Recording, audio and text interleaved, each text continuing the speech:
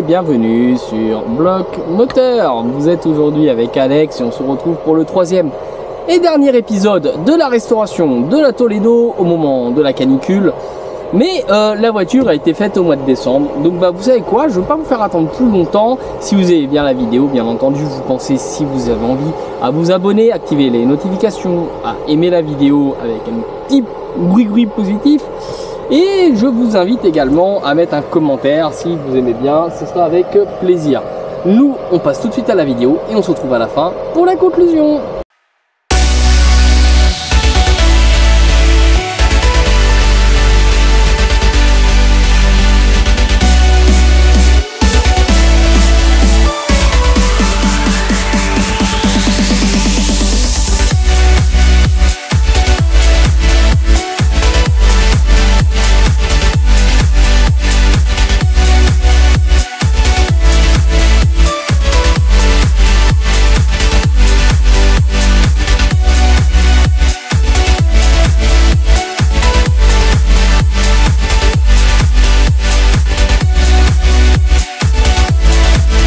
Jour 3 milliards après Jésus-Christ. Alors ici vous avez le remplissage d'huile, il manque le bouchon qui est parti.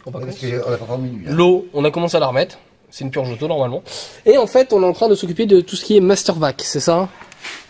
Oui. Et du coup on fait de l'adaptable parce que la durite était HS. Donc Toff est en train de faire de l'adaptable. C'est pas super mais ça fera le boulot. N'est-ce pas Toff? Exact. Donc le moteur a été totalement sorti. La boîte montée, démontée, remontée et voilà, hein, nickel.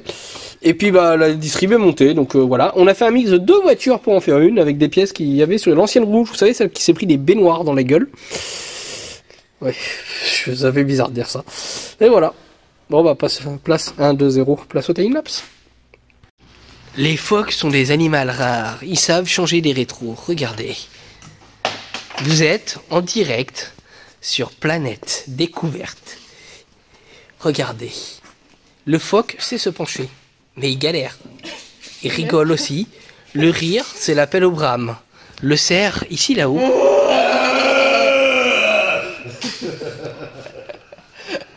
C'est ma douille qui est tombée en dessous de la voiture. Ta douille?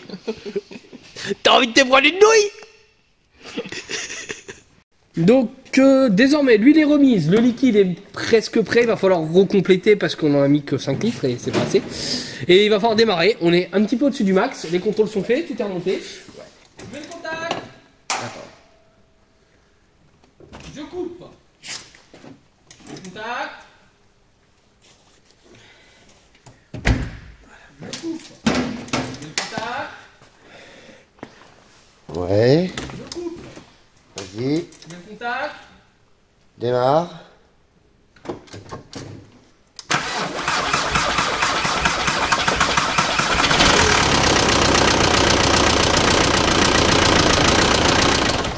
C'est normal. Vas-y. Non, 2 secondes.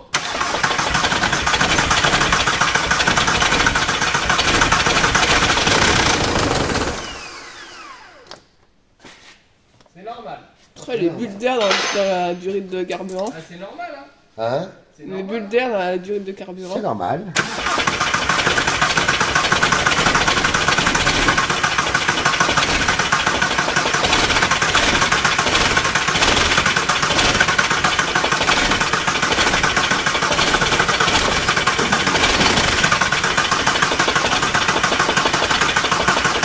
Alerte huile.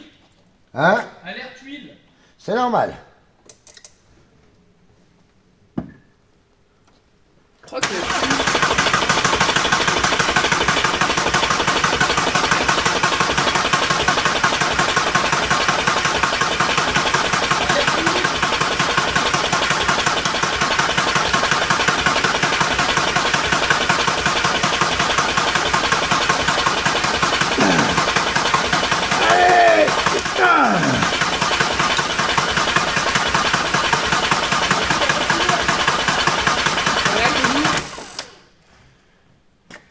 elle pue sa mère. Elle fume, hein? Elle pue, hein.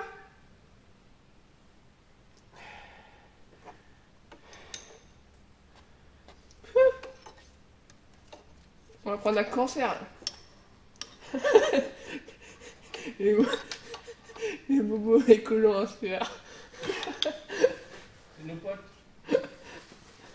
Oh putain. Donc là, vous êtes côté interne de la Toledo. Et c'est un peu la merde en fait. Ça m'inquiète un peu parce que bah, je trouve qu'elle démarre bizarrement. Et la batterie, je la trouve faiblarde, donc j'ai un peu peur qu'on tienne pas le choc. L'heure n'est pas bonne, hein, je vous précise juste quand même. Bah go! J'attends juste que le préchauffage soit fait. Go!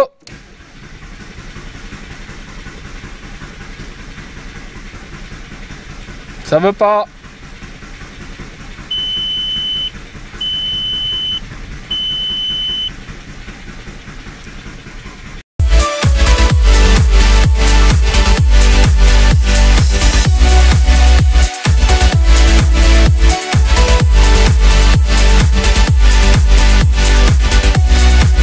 Du coup la top, il faut contrôler le niveau d'eau. C'est ça. Au fur et à mesure qu'avant on en remet, elle a eu du mal parce qu'il y avait de l'air dedans. Ouais. Ah, d'accord. C'est pas parce que Toff il bosse mal, ça c'est un autre problème. Est-ce que tu veux un coup de Karcher avant qu'on remette le cache? Ouais. Ok. Donc là en Thaïlande, c'est l'assisté à la pure, je vais avant toute chose, moi je vais tester un truc. J'attends que Toff il retire les pinces. On va tester. La batterie.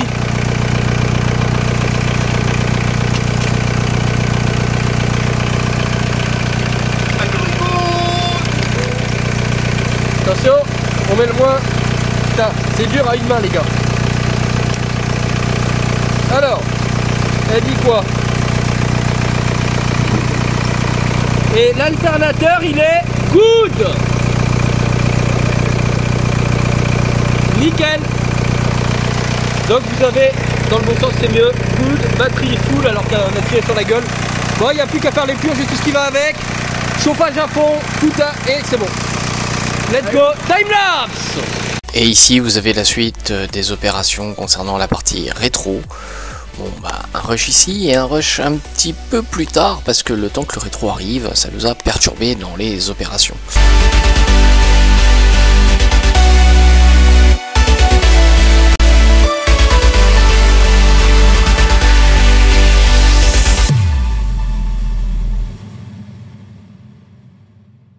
Un des défauts de la Toledo, c'est son compteur de vitesse. Des fois il saute, il retombe à 0. Du coup on a branché la valise et je testerai, voir si la valise retombe ou pas à 0 quand le compteur est à 0. Si elle retombe pas à 0, c'est le bloc compteur qui est défectueux.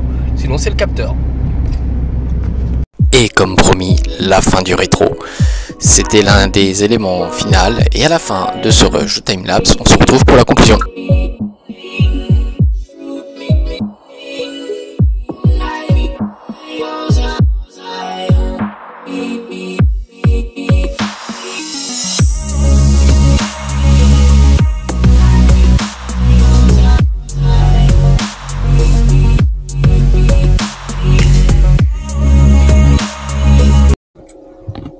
Et donc voilà, la Toledo roule, la Toledo est en place. Quand on met le contact et qu'on allume l'autoradio se déplie, l'autoradio est tout neuf et il a été mis, c'est un petit Pioneer avec Android.